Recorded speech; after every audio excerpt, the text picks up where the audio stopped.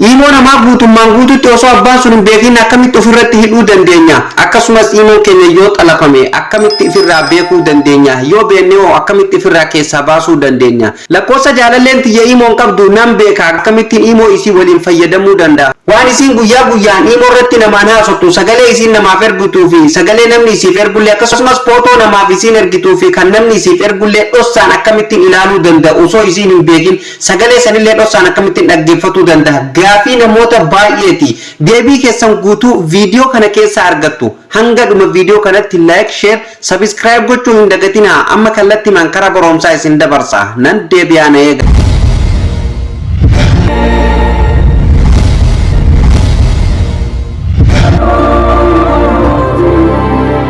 Hordoftoota kiyya kabajamoo walitti deebinee jirra akkuma reefu mata duree irraa isiniif tuquuf yaale imo nama akkamitti xalafuu dandeenya gaafii maamiltoonni keenya yeroo baay'ee irra deddeebiin na gaafatan keessa isa ijoodha jechuudha gaafii keessaniif deebii guddaa kan ta'u furmaata kan isiniif ta'u viidiyoo kana isiniif hojjadhee dhufe hanga dhuma viidiyoo kanatti seeraan isteeppii kana hordofaa jechuudha irra booda deebitanii gaafii imo hin gaafatanii jechuudha hordoftoota kiyya kallattii mankara barumsatti yoo isin dabarsu imo nama guutummaan guutuutti kan xalafuu dandeenyu karaa lama qofaan xalafuu dandeenya karaa lamaan ittiin xalafuu dandeenyu viidiyoo kana karaa boodarratti kan isinitti himuta amma durarratti kan isinitti himu hordoftoota kiyya namni yoo nu xalafe imo kana akkamitti beekuu dandeenya imoon keenya yoo xalafamee jiraate akkamitti beekuu dandeenya yoo namni keessa jiraate akkamitti keessaa baasuu dandeenya kan jedhuun isin argisiisa imo lamaan irrattu amma imo kanarratti isin argisiisa yeroo tokkoof imo keenya keessa ni seenna. Sana booda imoon keenya yeroo haala kanaan nuuf bane maal goona asirratti ol dhufnee profaayila keenya kanarratti cuqaasnee gara fuula duraa deemna. Sana booda haala kanaan fuula kana qabatee nuuf dhufa kan nurraa eegamu asirratti gadi buunee seetingi ka jedhu kanarratti yeroo tokkoof kilik goonee gara fuula duraa deemna mallee. Sana booda haala kanaan nuuf banama imoon keenya xalafamuu fi xalafamuu dhabuu karaa lamaan ilaaluu dandeenya duraan karaa tokko qofaan imoon karaa nuuf godhe jechuudha amma garuu imoon eega update ta'ee dhufe boodan jechuudha karaa lamaan akka ilaallu nu taasisee jechuudha hordoftoota kiyya karaa lamaanuu isin argisiisa keessanillee karaa kana lamaanuu yoo kan hin qabaanne ta'e imoo keessan haarawamsaa jechuudha update godhadhaa jechuudha karaa tokkoffarratti asirratti kun akkuma argitan jechuudha manage device ka jedhu kana duraanuu ofirraa qabaa jechuudha imoon karaa lammaffaan inni amma nuuf fide immoo kan isinitti argisiisu ta'a jechuudha sanillee amma asumarratti isin argisiisa manage device ka jedhu irratti yeroo tokkoof cuqaasee gara fuula duraa deemaa jechuudha sana booda haala kanaan fuula kana qabatee nuuf dhufaa jechuudha hordoftoota kiyya asirratti amma jechuudha imo kana yoo namni kan keessa jiraatu ta'e multi device ka jedhu kanallee haala kanaan akka isin cufattan immoo kana dura isinitti himeen ture jechuudha faayidaan isa kanaa jechuudha imo keessan akka namni isin duuba seenuu hin dandeenye godhaa jechuudha hordoftoota kiyya isa kana yoo bantan jechuudha namoonni imo keessan lakkoofsa keessan argate imo keessan cabsee seenuuf carraa isaa ni banaafi jechuudha carraa bal'aa kennaafi jechuudha kana yoo cuftan carraan isaa baay'ee itti dhiphataa jechuudha tole asirratti kun amma kiyya qofaatu keessa jira imo kana keessa namni hin jiru jechuudha hordoftoota kiyya imo kana keessa oo namni jiraate eessatti nuuf fida jala kanatti nuuf fida jechuudha gubbarratti bilbila isinitti fayyadamaa jirtan isinii fidaa jechuudha jalatti immoo imo nama sanii jechuudha biyya namni sun irraa seenellee waliin isinii fidaa jechuudha isin maal gootanii isuma kanarratti gadi cuqaastanii jechuudha gama gadii kanatti log out isiniin jedha yookaan delete godhii isin jedha jechuudha gadima buutanii asitti log out gootanii ofirraa keessaa baaftu jechuudha haala saniin ofirraa keessaa baasuu dandeessan hordoftoota kiyya tole karaa lammaffaa hoo akkamitti ilaalla ka jedhu uf duuba deebi'een isin argisiisa. karaa isa lammaffallee ilaaluuf jechuudha osoo as keessa hin bahin jechuudha asumarratti as deebitanii jechuudha account and security ka jedhu kanarra cuqaastanii gara fuula duraa deemtu jechuudha irratti cuqaaseen jira sana booda haala kanaan fuula kana qabatee nuuf dhufa hordoftoota kiyya asirratti gaawaa hedduutu jira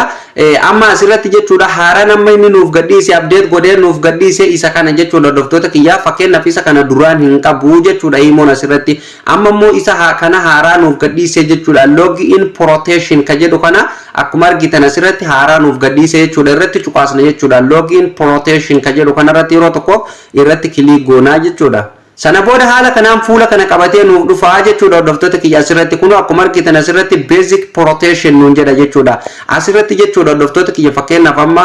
warreen YouTube fayyadamtan baay'een beektanii akka two step verification itti guuttan nusanii jechuudha fakkeenyaaf amma isa kana yoo kan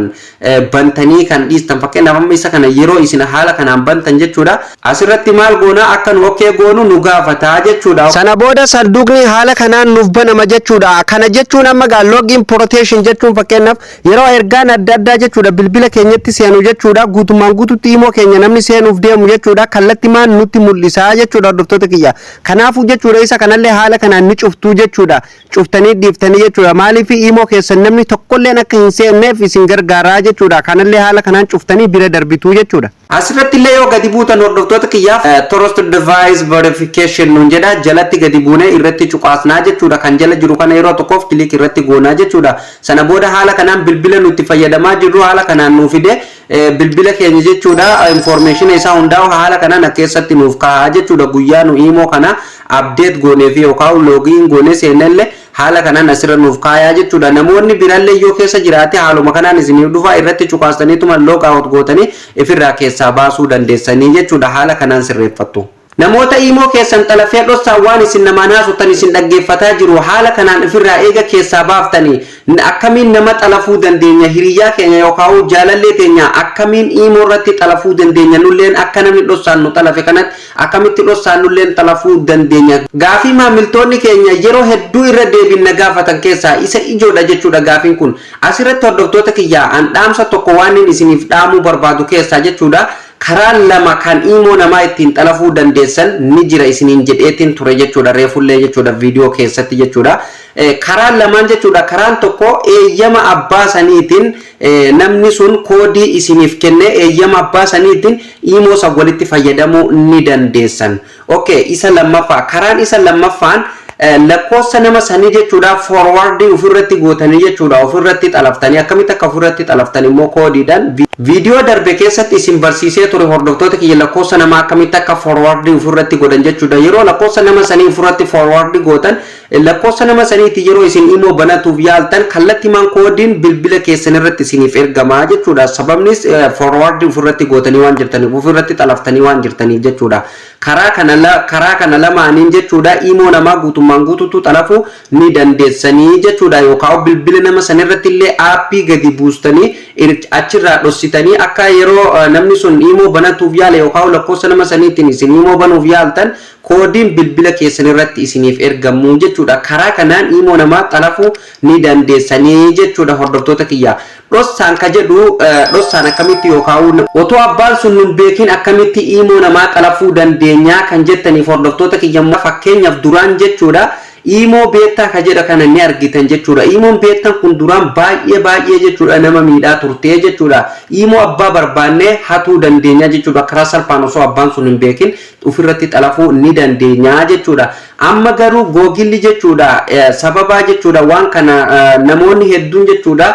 hincitiin nama hedduu kara kana waan baa jirtuuf namoonni waan baay'ee itti wal miidhaniif jechuudha googilli ni cufee jechuudha guutummaan guututtu jechuudha imo kana imo beetta kana jechuudha amma pilaastoorii irraa hin argattanii jechuudha imo beetta kana googila irra jira malee hordoftoota kiyya googila irraa yoo buufattanii tasuma namaan xalafuu hin dandeessanii jechuudha waan tokko namaan xalafuu hin dandeessan jechuudha imo beetta kana mana maaliif googilaatu cufe sistema kana googilaatu cufee jechuudha duraan illee imo karaan ittiin nama xalafuu dandan karaa imo beetta kanaani amma imo nama karaa anamma isiniin jedhe kanaan alatti imo nama dhossaan akkamittiin xalafadha ka jedhu kuni barnoota kophaa barbaachisa kompiitara isin barbaachisa barnoonni fakkeenyaaf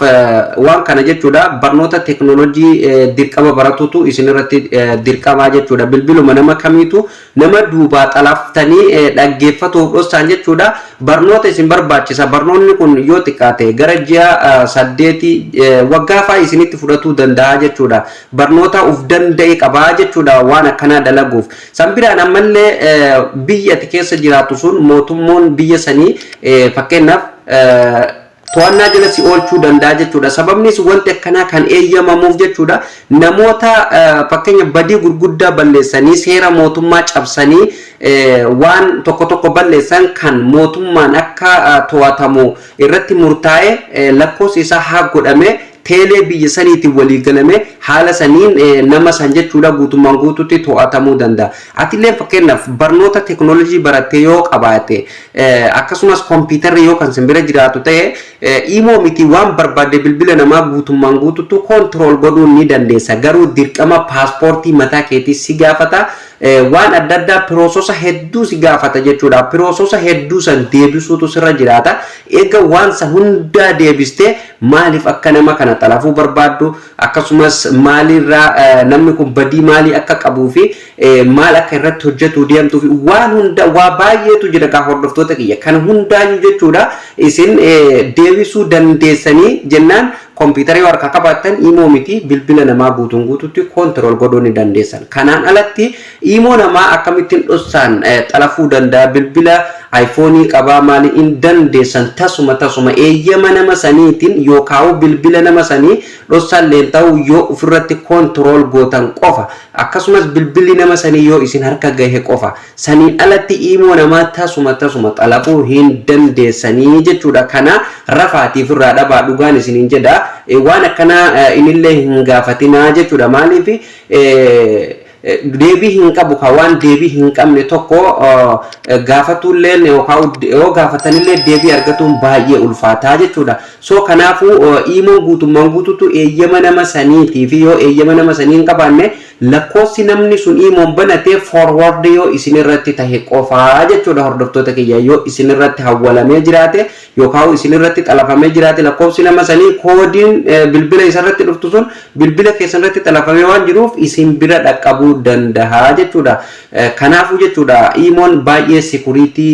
cimaa tahee jira jechuudha. Hordoftoota kiyya keessafuu bara 2023 kana waa baay'ee sirreessee jira jechuudha. Waa baay'ee security hamaa ta'e jechuudha. So kanaaf imoon immoo namoonni nu xalafa jettanii dhossaan namaatu nu bira nu keessa jira jettanii shakkii takka malee video kana yoo ilaaltan akkamitti akka nama isin keessa imoo keessan xalafee jirullee guyyaa guyyaan check godhattanii shakkii takka malee imoo keessan fayyadamuu ni dandeessu jechuudha. Namoonni immoo imoo namaa dhossaan akkamitti xalafna jettanii gaafatan har'a booda deebii guddaan akka isiniif deebii abdiin qaba. Har'a booda imoo namaa bilbila Android fi bilbila Huawei qabatanii imoo namaa xalafna jettanii tasumallee hin yaadinaa jechuudha. Namoota kompiitara qabu qofaatu waan akkasii dalaguu danda'a. Sunummaanuu dandeettii addaa yoo qabaateedha. Sigalee dandeettii waan teekinooloojii wal qabatu barnoota uf danda'e qaba wanti akkanaa jechuudha. Kanaaf barnoota akkasii immoo yoo kan baratu barbaadan ta'e websaayitii wayii kan maallaqaan baratamu ni jira. Isiniif tuquu nan danda'a jechuudha yoo fedha waan akkasii baratu kan qabdan ta'e hordoftoota kiyya.